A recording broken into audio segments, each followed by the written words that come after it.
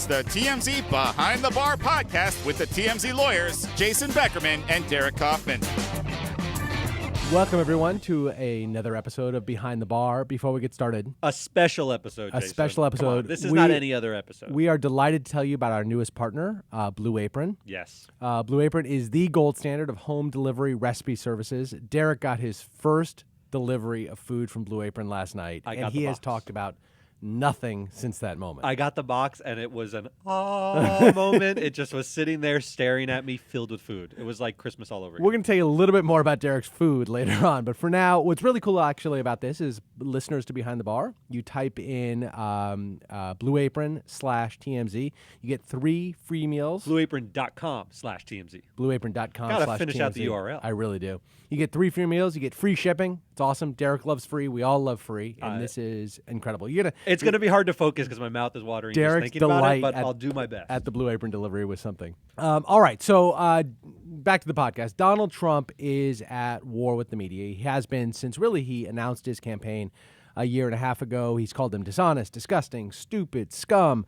His most ardent supporters have berated media organizations, individual journalists alike for their biases against the president-elect. And the media, for its part, has really, I think, been openly hostile to Mr. Trump. It's certainly antagonistic. Yeah. Right? The relationship is fraught. Yeah. I mean, 0 mainstream media organizations endorsed him for president, and many have called him openly called him unfit for office. And then months ago, during the heat of the campaign, something you and I talked about previously, Mr. Trump suggested changing U.S. law actually to make it easy for him, he said for him personally, to sue media organizations who say negative and false things about him. Right. Let's remind people what this was. I'm going to open up our libel laws so when they write purposely negative and horrible and false articles, we can sue them and win lots of money.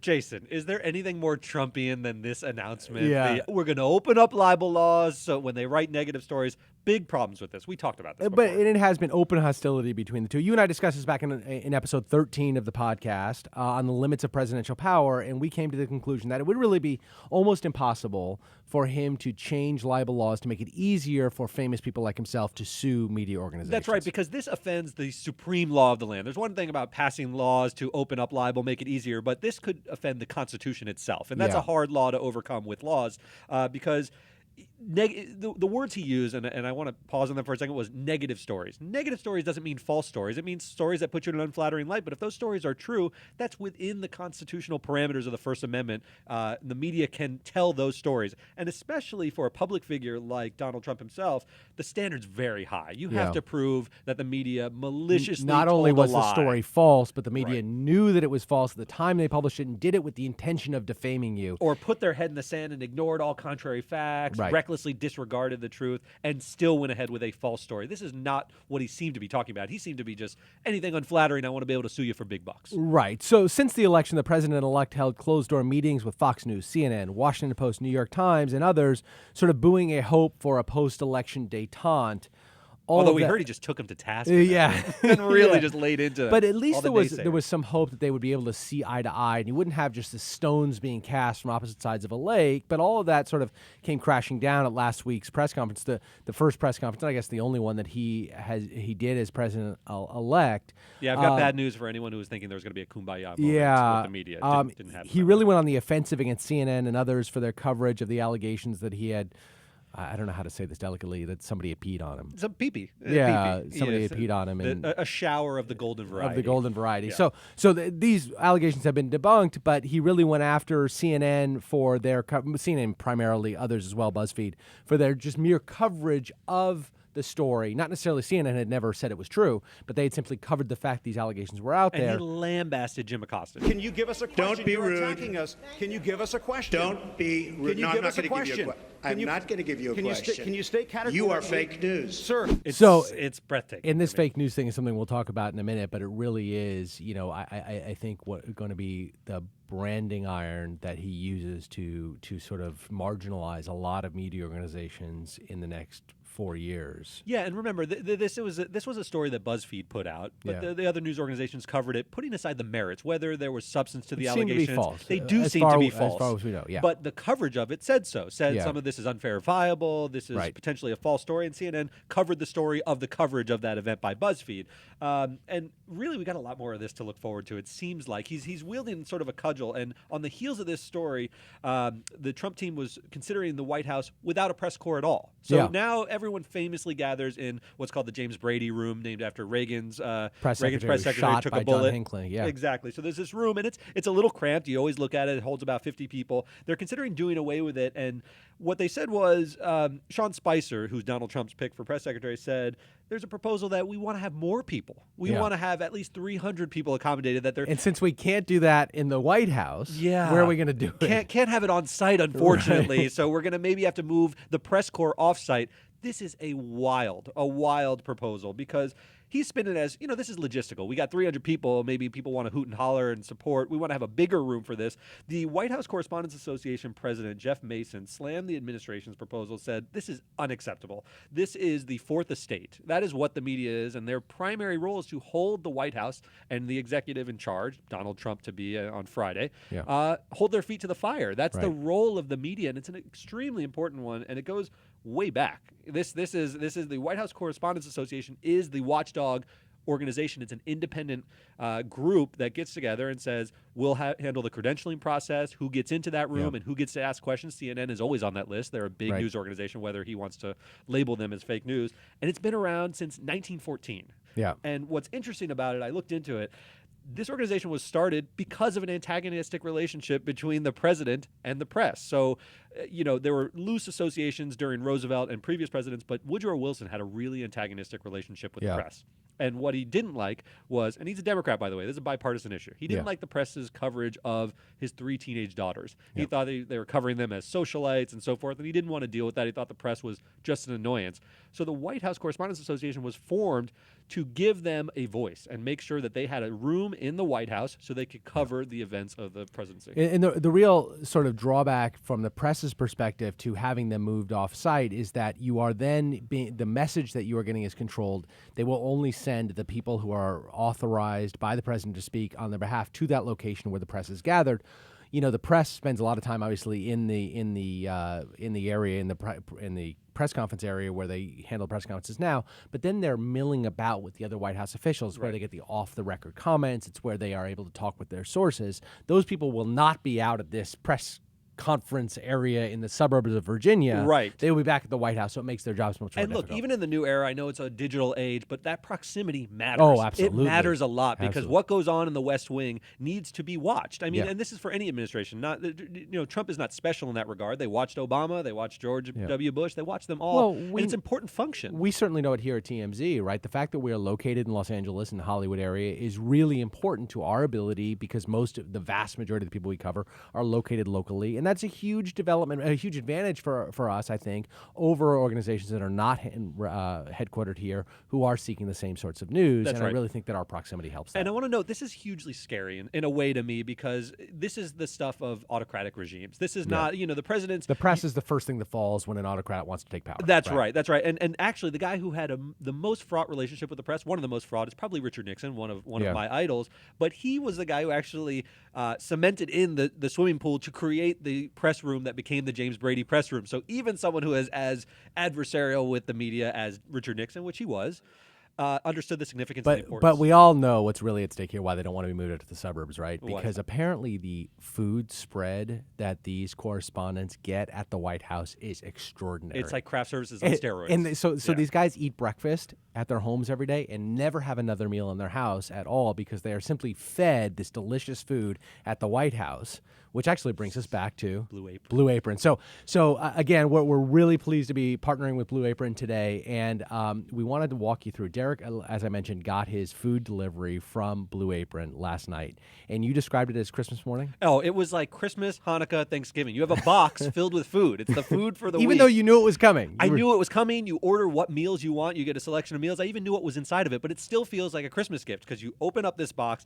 I'm pulling out all this produce. It's fresh produce on top. Then you've got the protein proteins on bottom, and it's an ordeal. It's sort of an experience. And what we did was we had the 3 recipe cards. We got 3 meals in the box. Because it comes with the step-by-step instructions on how to cook everything, and right? step-by-step, meticulous. I mean, it's very user-friendly because the instructions aren't like a paragraph. It's bullet points. Yeah. Do this, do that. And at the end of all this, you got a meal. You got a hot, home-cooked meal on the table. You don't have any excess ingredients, which is really great. They give you just enough cilantro, just enough scallions. I had Pabille-style pork, which made me feel very I don't even know what that means. I but know. it sounds I don't know. delicious. I don't even know if I'm pronouncing it correctly, but I had a citrus rice. I got to use my zester Yeah. to get a little citrus infusion into my rice. It was delicious. And my daughter, it's now a game in our house. She got to pick the recipe that we did. We just had her. She doesn't speak yet, but she pulled the Oh, card, that's and we adorable. made the dish that she wanted. All this, and she, I'm sure, is a little too young, but you guys ate for less than $10 per person per meal. Less than $10. That's pretty unbelievable. But it feels like restaurant quality because you have a composed meal. I don't know how you eat at home. I'm usually a grazer. Yeah. I'm eating chips. I'm Yeah.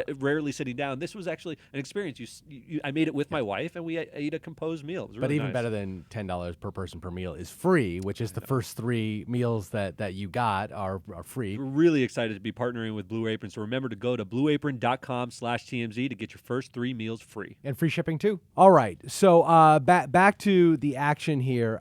So one of the proposals that has been tossed out there, which is pretty unbelievable, and actually, I don't know. I think there are 2 sides to this argument here. Is there was a proposal, and nothing's been made official. He's not the president yet. The rules and the structure have not formally been set up. But one of the proposals out there is that the Trump administration may, in fact, drug test the press corps because I guess the Trump administration feels that some of the members of the press may be using drugs. Yeah, I guess that's it. So David Martosco, there was a story out there. He said that there was a confidential memo to the president-elect that said one thing we could do, we have such an antagonistic relationship, is we should drug test these individuals. The people who come in that press room, we should see, I guess, who's using any type of drug, marijuana, harder drugs.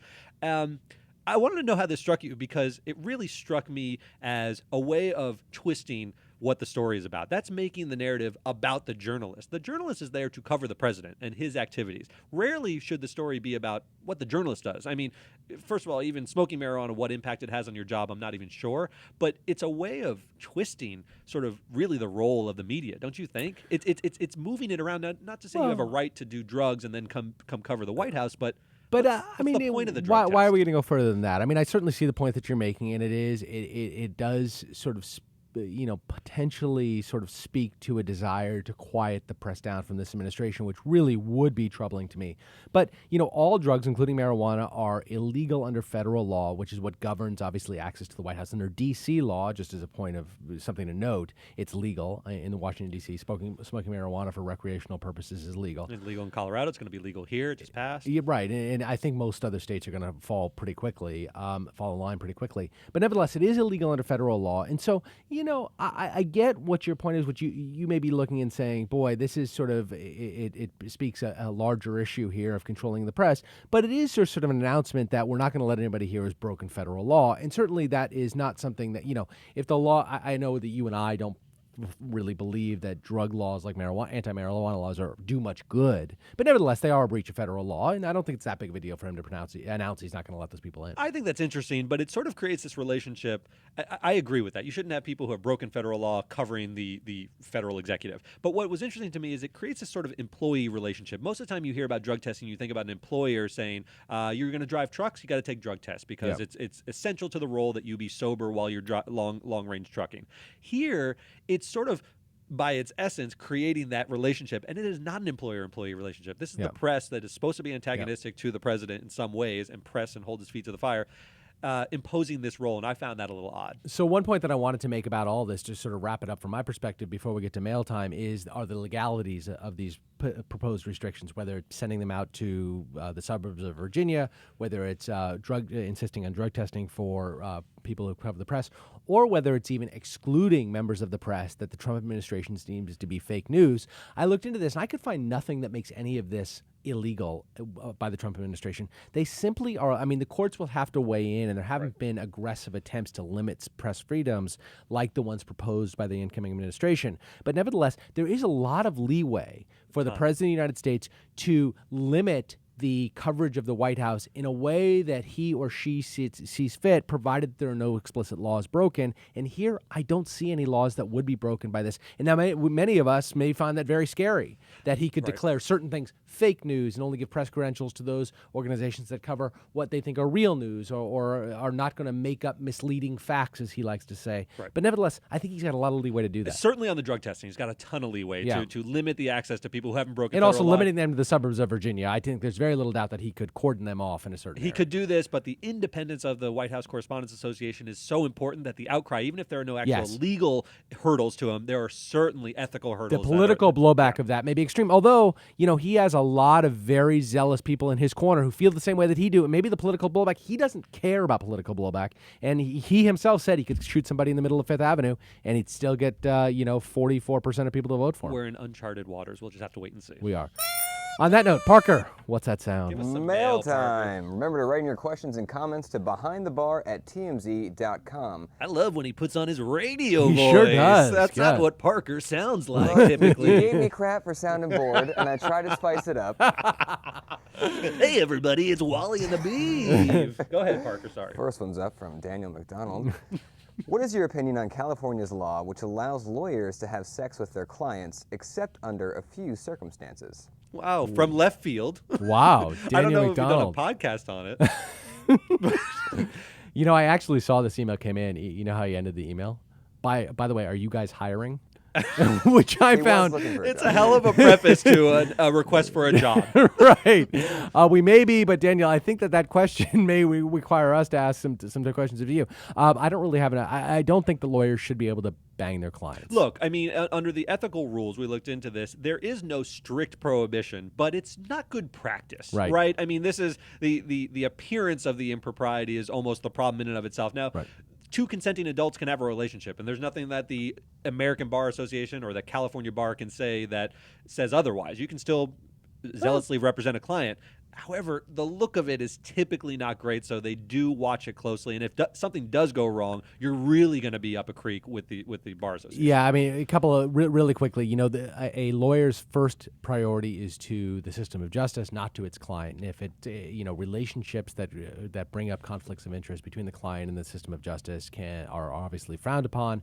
And even in zealous representing your client, you have to look out for their best interest and not your best interest because you want to sleep with them. And there's all sorts of potential conflicts And there. quid pro quo relationships where the payment is sex, those are especially frowned upon. That is the one place where you can limit two consenting adults' right to have sex with each other. Right. But But this is an interesting question. It does say more about the questioner than it does about... Yeah, Daniel, send in your application. Yeah, Daniel, we'd love to see it. All right, next one up is from Dominic, talking about last week's episode. After learning about how the French court system works, I was wondering what other countries operate like them, and if there are any other countries that have similar court systems to the U.S. Derek Kaufman, answer. This is a great question. The majority of the court systems actually work like France. We are in the distinct minority because of our history with England, which is also a common law tradition. Common law is based on precedent. Basically, the courts follow what other courts did.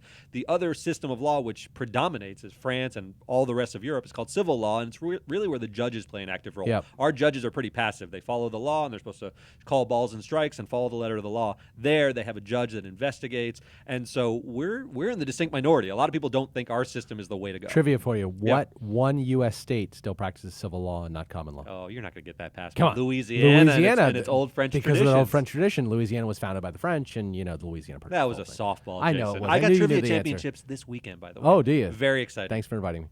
All right, last one is from Samantha Trout. You talked last episode about getting knowledge of the legal system from Law & Order and shows like it. So I have a question. Oftentimes, clients in those shows will damage themselves by ignoring the advice of their attorneys. Have you guys ever experienced anything like this? Oh, sure. I actually have a friend named Sam Trout. If that's you, Sam, hi. Oh, wow.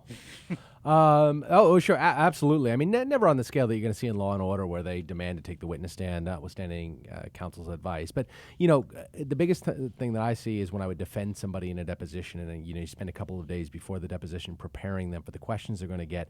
But the biggest thing you tell somebody in a deposition is listen to the question, answer only the question, and don't Don't elaborate. Don't elaborate because nothing you say in a deposition, unlike a trial where you're trying to convince a jury, nothing you say in a deposition can ever help you. It can only be used against you later on. It's less is more is the rule. But the clients have something they need to get off their chest, and they see an opportunity to do that, under oath, where they can sort of puff their chest out and think they're saying something that's going to be really helpful. And so they go on and on and on, and you're sitting in the counsel chair next to them, squirming, calling for breaks, insisting that we take a bathroom break, and they're like, wait, I'm almost done here, and they keep on going. You're 100% right, because lawyers typically parachute in, and we're more dispassionate about the things that have gone on, but the client feels wronged or in some way. That's why they brought a lawsuit, and to rein in those emotions and make sure that they don't harm themselves in deposition, I think that is one of the most challenging parts of being a lawyer. With the one exception of banging your client. Really good questions today. Thanks, Parker. Guys, thanks so much for joining in. Again, once again, we couldn't be more excited to have Blue Apron on board. I'm getting my first food delivery next week, and I'm going to regale you with the tales of cooking my poached salmon or whatever it is that I get to cook next week. Remember to go to blueapron.com/TMZ to get your first 3 meals free. Plus free shipping. Check it out, everyone. Thanks. Right, thank you. Bye-bye. Thanks for watching. If you want more nerdy deep dives into the legal side of celebrity news, hit our subscribe button right here. And check out our previous episodes over here.